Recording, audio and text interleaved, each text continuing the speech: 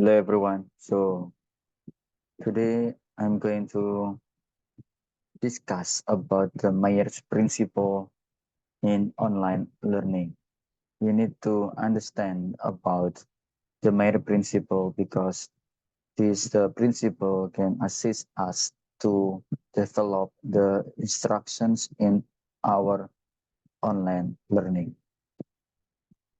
So I will guide you through this introduction course. I'm not going to cover all the principle, but I will start from the general principle of the Mayer principle and then going deeply into one particular principle. And then I will go to the context in our example class, for example, in the electrodynamics. So basically, uh, by experience that usually we experience a lot of challenges to develop our online learning. So basically, the Mayer principle is 2017 and give us the guideline. So, for example, that this is categorized as the three major principle, or like in the processing part. The first is the just reducing the extraneous processing, because usually we are tempted to deliver a lot of the content.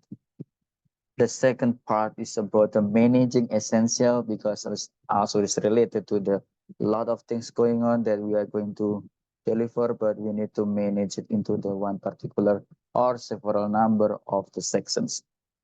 And the third part is also very important, that we need to fostering generative processing, because this one can relate to our audience, to our student.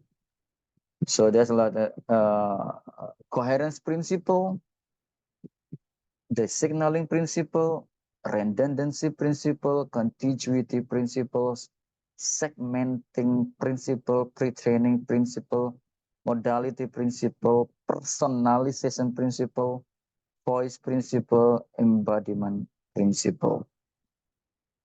So today I'm going to talk more in the signaling principle, because usually we can do this as an hour exercise, trying to implement this Mayer principle with like a very simple additional task in our design in our online learning.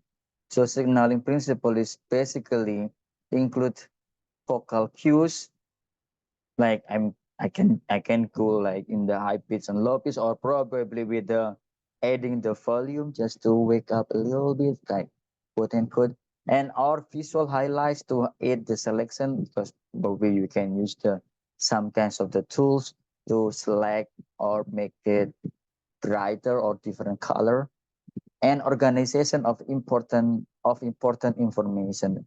I know there's a lot of important information, but usually we can choose one or several topics that is more important than the other. So this is basically essential for the learner with low prior knowledge.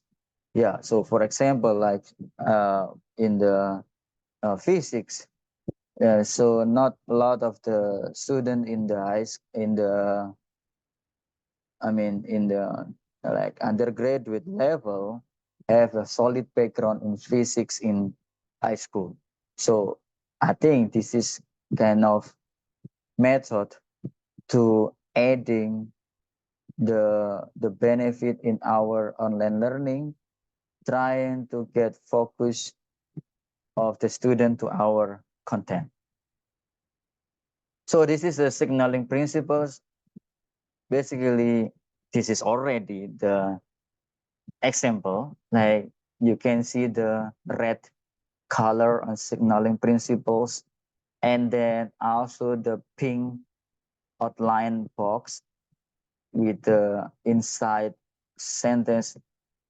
People learn better when cues are added that highlight the organization of essential material.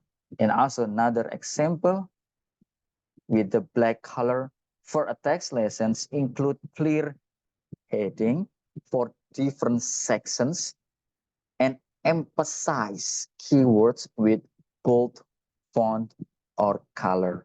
And you can see on the right hand side, you can see the books with black and red color. So there's a red color usually, and this particular example can be used as the emphasizing uh, mode. And as I promised in the beginning that I can go in the context of electrodynamics, you can see make a red line in the context electrodynamics. So this is basically the method to calculate the electric field of the material. So for example, that student need to calculate the electric field inside the sphere of the charge. So the Gaussian theorem or law asks us to draw a shape and size. So there are two. Okay, this is also emphasized over. There are two things that we need to consider: the size and the shape.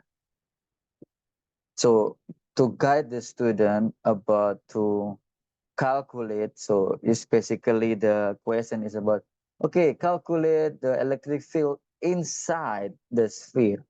So the diagram give us the different color of the Gaussian sphere is in the blue sphere, and the material is in the red sphere, in the yellow sphere.